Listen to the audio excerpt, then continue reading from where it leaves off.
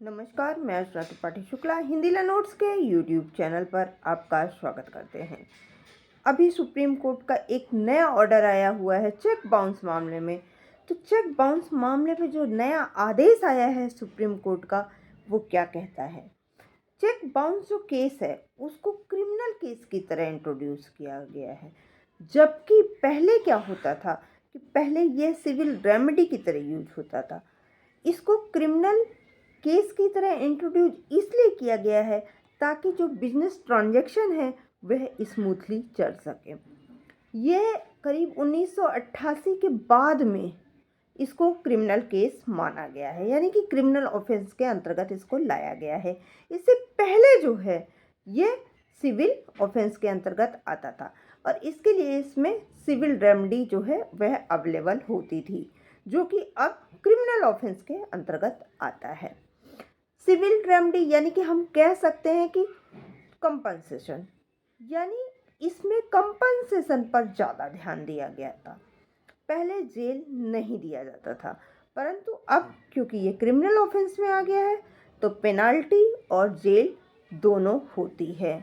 Supreme court ने एक ऐसा ही केस दिया है जिसमें कि उसमें कहा गया था कि जो चेक बाउंस का जो केस है ये क्योंकि एक बैलेंसिंग केस है, हम कह सकते हैं, तो इसको जो है क्रिमिनल जो है इसको क्रिमिनल ना केस ना बना करके, इसको क्रिमिनल ऑफेंस ना बना करके इसको जो है सिविल रेमेडी बनाया जाए। इस पर सुप्रीम कोर्ट ने जोर दिया है और इसी से संबंधित यह केस है। वीडियो को लास्ट तक देखते रहिएगा। वीडियो को अगर आप लास्ट तक देखेंगे तभी आपको कुछ समझ में आएगा, और वीडियो को ज़्यादा से ज़्यादा शेयर कीजिएगा। जिन्होंने अभी तक चैनल को सब्सक्राइब नहीं किया है वह सब्सक्राइब कर लें, और वीडियो देखने वालों से हम रिक्वेस्ट करेंगे कि वीडियो को लास्ट तक देखते रहें। अब हम चलते हैं, देखते हैं कि फैक्ट ऑफ द केस क्या है, इस केस का फैक्ट क्या है। तो इस केस का जो फैक्ट है वह ये है, यह केस है घनश्याम गौतम वर्सेस उषा रानी का केस है। इसमें घनश्याम गौतम जो हैं और उषा रानी के केस को इनके जो लीगल रिप्रेजेंटेटिव थे रवि शंकर, वह जो है स्पेशल लीव पिटीशन के तहत इसको सुप्रीम कोर्ट लेके गए, यानी कि उन्होंने सुप्रीम कोर्ट पर एसएलपी फाइल किया। उनका कहना यही था कि जो चेक बाउंस होने पर जो है इसकी जो प्रोसीडिंग है उसमें काफ़ी लंबा समय लग जाता है। अगर ऑफेंडर पार्टी क्या करती है कि वह झेलती रहती है, अगर जो इन्होंने कंप्लेंट फाइल किया है वह सेटलमेंट कर लेते हैं। तो इसका क्या प्रारूप होना चाहिए, सुप्रीम कोर्ट ने इस केस के माध्यम से बताया है। इस केस में क्या किया था, घनश्याम गौतम वर्सेस उषा रानी के केस में एक डायरी फाइल हुआ था। डायरी में क्या किया था कि चेक बाउंस होने पर इसकी जो प्रोसीडिंग है वह निगोशिएबल एक्ट के तहत ट्रायल कोर्ट में चली। उसके बाद ट्रायल कोर्ट ने क्या किया कि इस पर जो है ट्रायल कोर्ट ने फाइन लगा दिया और जेल की सज़ा सुनाई। उसके बाद यह केस वहाँ से हाई कोर्ट के पास गया। तो हाई कोर्ट जब केस पहुँचा तो हाई कोर्ट ने भी ट्रायल कोर्ट की तरह ही जेल और फाइन जो था उसको कंफर्म कर दिया। जो ट्रायल कोर्ट ने दिया था सेम चीज़ हाई कोर्ट ने उसको कंफर्म कर दिया कि ट्रायल कोर्ट ने जो सज़ा सुनाई है, जो फाइन भरा है वह सही है और आप इसको पूरा कीजिए।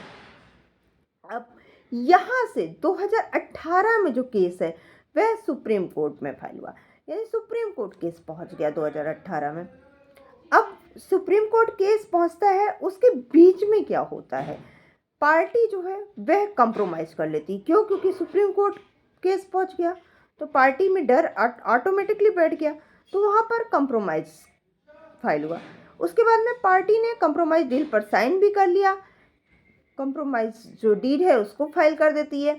अब क्योंकि पार्टीज के साथ सेटलमेंट हो गया तो जो पार्टी का पैसा था 1,14,000 रुपये वह जो है भरा गया सेटलमेंट के बाद। उसके साथ ही साथ क्योंकि अब पैसा मिल गया तो सामने वाली पार्टी ने समझौता कर लिया, कंप्रोमाइज़ कर लिया। ठीक है भाई, हमको तो पैसे के लिए ही तो हमने केस फाइल किया था, जब हमको पैसा मिल गया तो फिर अब फालतू का लड़ाई झगड़े का क्या मतलब है।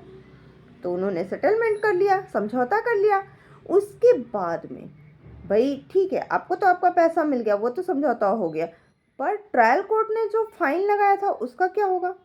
तो जो ट्रायल कोर्ट ने फाइन लगाया था उसको भी भरना पड़ गया, यानी कि जो फाइन का अमाउंट है वो भी एडजस्ट हो गया, वो भी भर गया।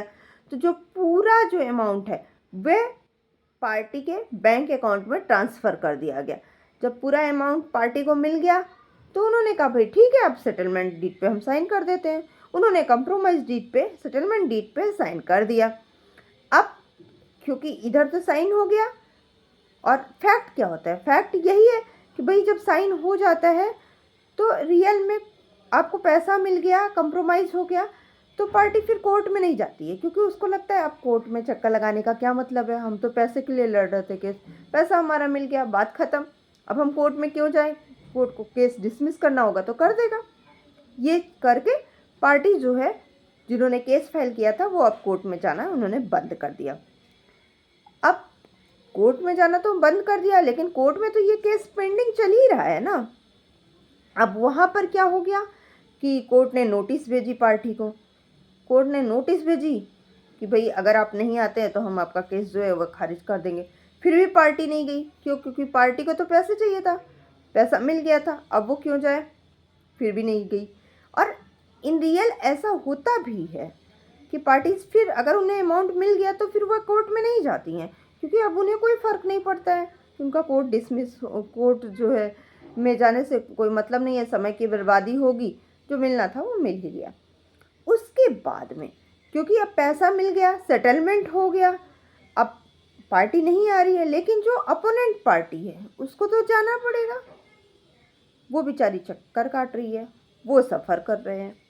तो यहाँ पर सुप्रीम कोर्ट ने क्लियरली कहा कि अगर सेटलमेंट हो जाती है दोनों पार्टीज़ के बीच में, अगर जो ट्रायल कोर्ट का फ़ाइन है अगर पार्टी वह भी भर देती है, तो ऐसे केस में जो केस है वह खारिज कर दिया जाएगा। ऐसा माना जाएगा कि केस अब बंद हो गया है, चेक बाउंस का केस। तो सुप्रीम कोर्ट ने इसको क्लियरली कहा। क्या कहा कि भैया पहले तो सबसे पहले तो फ़ाइन भरा जाना चाहिए। फ़ाइन भर गया, जो अमाउंट पेंडिंग है, यानी कि जो अमाउंट था जिसके लिए चेक बाउंस हुआ था, जितने अमाउंट का, वो अमाउंट जो है पार्टी के अकाउंट में होना चाहिए, वो हो गया, अकाउंट में चला गया, फ़ाइन भरा जा चुका है। उसके बाद में जो कंप्लेनेंट है उससे सेटलमेंट डीड पर सिग्नेचर चाहिए होगा, कंप्लेनेंट ने सेटलमेंट डीड पे सिग्नेचर कर दिया, वह भी हो गया। तब ऐसे समय में सुप्रीम कोर्ट ने कहा कि अगर ये सारी शर्तें पूरी हो गई है तो ऐसा मान लिया जाएगा कि केस अब खत्म हो गया है। और इसके अलावा कोर्ट ने जो एनी एक्ट था, निगोशिएबल एक्ट था, उसके सेक्शन 138 के तहत भी जो प्रोसीडिंग होगी वो खारिज कर दी जाएगी। यानी कि कहीं भी कोई भी चेक बाउंस से रिलेटेड अगर उसी अमाउंट का, उसी पार्टीज का अगर कहीं चेक केस चल रहा होगा तो वह सारे केस ऐसे में खारिज कर लिया जाएगा। तो अगर आपसे भी कोई इस टाइप से गलती हुई है, चेक बाउंस हुआ है और किसी ने केस किया है, तो कोशिश यह कीजिए कि जितनी जल्दी से जल्दी हो जा सके मैटर को सेटलमेंट पे ले जाए। अगर सेटलमेंट एक बार हो गया, यानी कि अगर जो है कंप्लेनेंट ने सेटलमेंट डीड पर साइन कर दिया, तो ट्रायल कोर्ट का जो फाइन है आपने वो भी भर दिया, तो आपका केस जो है वह क्लोज हो जाएगा, यानी कि प्रोसीडिंग जो है वह क्लोज कर दिया जाएगा, आपको जेल नहीं जाना पड़ेगा। हालांकि इसके लिए भी फाइनेंस मिनिस्टर जो थे उन्होंने जो है काफ़ी सारे जो है गाइडलाइंस जो सुप्रीम कोर्ट ने दिया है, फाइनेंस मिनिस्टर ने भी इस पे बात किया है। हालांकि सुप्रीम कोर्ट ने अपनी एक गाइडलाइन जारी की है। गाइडलाइन जारी करने का मतलब यही था कि उन्होंने गाइडलाइन में साफ तौर पे बताया है कि चेक बाउंस से रिलेटेड अगर कुछ भी होता है तो कैसे उसको सॉल्व किया जा सके। और फाइनेंस मिनिस्टर ने भी कहा कि इसके लिए चेक बाउंस से रिलेटेड जो है एक अलग कोर्ट बनानी चाहिए जहां पर ऐसे फैसलों का निपटारा हो सके। वहीं पर सुप्रीम कोर्ट ने भी जो है फाइन को ज़्यादा प्रायोरिटी दी है जेल से। सुप्रीम कोर्ट ने फाइन पर फोकस किया है। सुप्रीम कोर्ट ने ये कहा है कि अपनी गाइडलाइन में कि फाइन पर ज़्यादा फोकस करो, कंप्रोमाइज़ पर ज़्यादा फोकस करो, जेल बशर्ते कि जेल जाने पर। ऑर्डर जो 37 है सीआरपीसी का, उसमें भी कहा गया है कि अलग अलग जो कोर्ट में मैटर जा रहे हैं चेक बाउंस से रिलेटेड, तो उसके लिए क्या है कि एक ऐसे कोर्ट तैयार की जाए जहां पर चेक बाउंस से रिलेटेड केस को देखा जाए। अगर आपको हमारी वीडियो पसंद आई होगी तो प्लीज़ लाइक कीजिएगा, शेयर कीजिएगा, सब्सक्राइब कीजिएगा, बेल आइकन दबाना बिल्कुल मत भूलिएगा, जिससे कि हमारी वीडियो आपको मिलती रहे। और इसी के साथ एक क्वेश्चन हम आपसे पूछना चाहते हैं, जिसका कमेंट करके आंसर ज़रूर दीजिएगा। आप क्या सोचते हैं कि चेक बाउंस केस में जेल होनी चाहिए या फिर फाइन लगा करके छोड़ देना चाहिए? कमेंट करके ज़रूर बताइएगा। धन्यवाद।